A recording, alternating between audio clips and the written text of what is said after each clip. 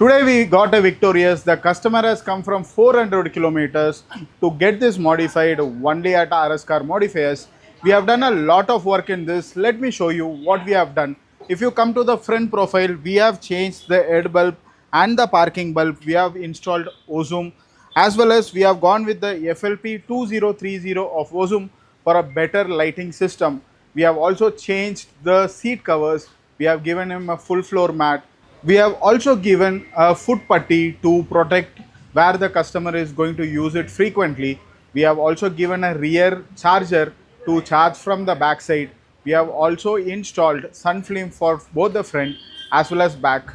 As the car comes with a basic system, we have also installed the reverse camera, also the tail lamp, which is going to be the original part.